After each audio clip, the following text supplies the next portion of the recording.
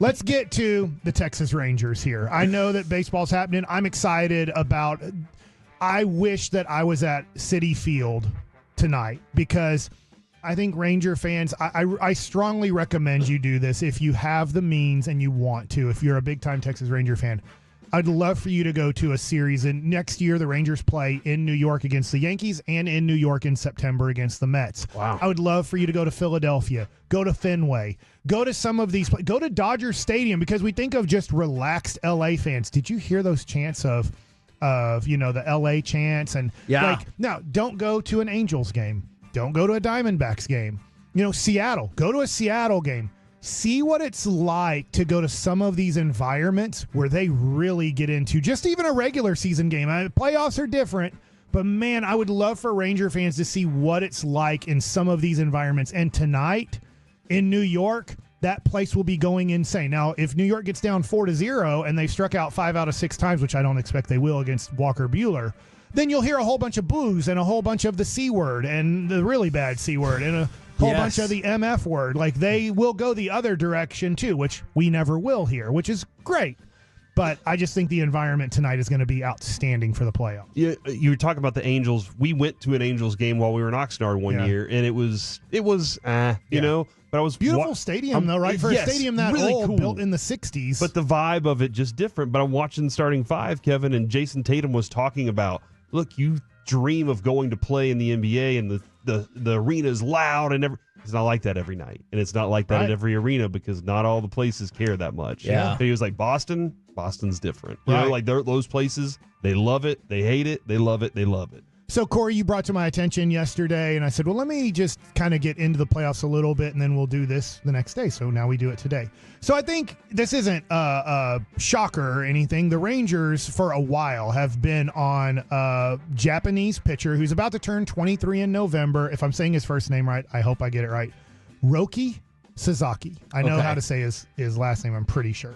But he's somebody the Rangers really want. It's been reported since August, pretty much, September. The Rangers the Rangers have gone to see him multiple times. They're trying to develop such a relationship with him that he desperately wants to be a Ranger. Even though, in a way, he has a choice. In a way, maybe he just takes, the highest amount of money that can be taken. I don't know. The Dodgers look pretty good. And the Dodgers, that's tough to argue against. And the Dodgers own Japan. And they probably will. For the rest of our lives, they will probably own Japan because of having not only Yamamoto, not only way back when Nomo, kind of the first one to come over and make an impact as a Japanese player. Yes, Ichiro helped out Seattle tremendously. But if you look at what they've done with Ohtani, I will say Asian people that I saw in Italy all were wearing Dodgers hats. There are only 2 hats. Okay. For Major League Baseball standards. There are only Dodgers and Yankees hats that I saw in Italy. So just to reiterate what I said yesterday, if the Dodgers play the Yankees, the world will be watching the World Series. If it's not Dodgers-Yankees, the world won't be watching. I think you've started to see that reflected in the League Championship Series ratings as well. Yeah. So this is what I was thinking about with this. If the Rangers get Sasaki from Japan in this offseason, which I know they really want, man, I think it will be best for everybody with the Texas Rangers. And here's where I'm going with this. I don't think Jacob deGrom should be throwing every 5th day. Do you? No. No, let's keep him once a week, right? Let's get 25. I mean, I'm hoping to get 25 starts from him. And I'll tell you right now, you get 25 starts from Jacob deGrom, I'm pumped. You won. And I'm sure he'll go on the injured list. I'm not saying with a major injury. I'm sure that they'll be like, hey, let's just skip him a couple starts here, give him a little bit of a rest. We got to watch his innings. He hasn't pitched much in the last 2 years. So I get that. Guess what? Kumar Rocker, Jack Leiter, never pitched a day. Jack Leiter, for the first time in his life, pitched on a 5th day. It's the first time he's ever done it in his life. They're not training, and not just the Rangers. Most teams are not training their minor league pitchers to ever throw a 5th day until they get to the major leagues, which is, if you're not training them in the minor leagues, they're not training them in college to do it. Why in the world would you do it in your mid-20s to say, hey, I know you never done this in your life, and it'll probably destroy your arm for a year or 2 years. Let's throw you every 5th day.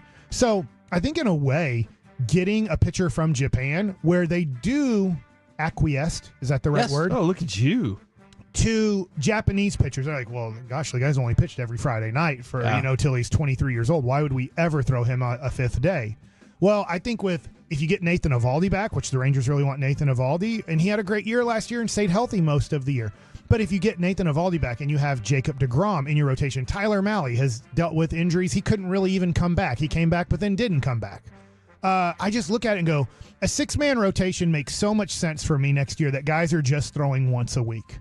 If I want to keep Jacob deGrom healthy, if I want to keep, let's just throw Sasaki on the team, which would be awesome. If I want to try to keep him healthy, Yamamoto couldn't stay healthy for the Dodgers. Luckily, he's healthy for the playoffs. But if I want to keep my guys healthy, if I want to keep Kumar Rocker healthy and limit his innings, I need a 6-man rotation. So I do think the Rangers should strongly look into whether they get Sasaki or not. I think they should strongly look into we are going to a 6-man rotation, not only next year, but probably for the next 3 years because we have Jacob deGrom. And then after you do it, and if Kumar Rocker and Jack Leiter work out for you, and they're used to throwing every Thursday night for the most part, or, just having that Thursday, then throw on Wednesday without having an off day in those stretches where you do have 15 games without an off day. The negative is what, though?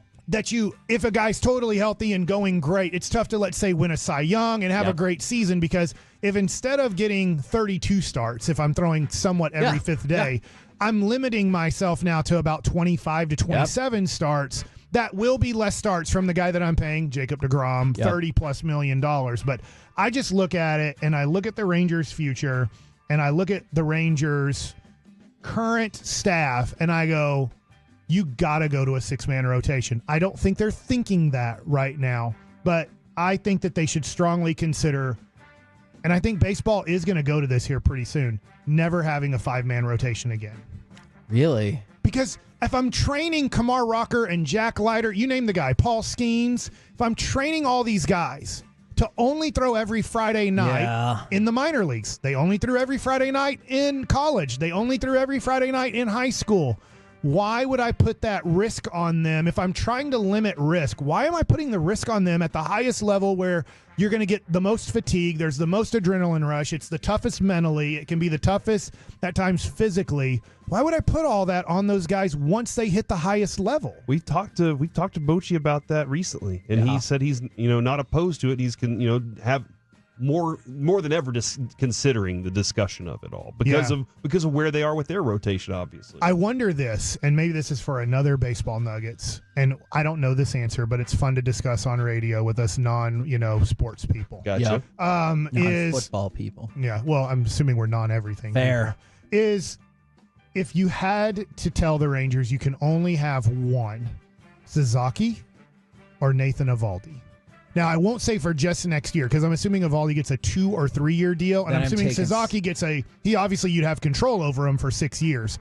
I wonder if you could say you can only have one. Who would it be for the Rangers and why? I think it would be Eovaldi. Me personally, I would go Sasaki then. My heart says Eovaldi. Yeah. The right thing is Sasaki. Maybe we have that discussion later in the week. Maybe as we get in November, whatever.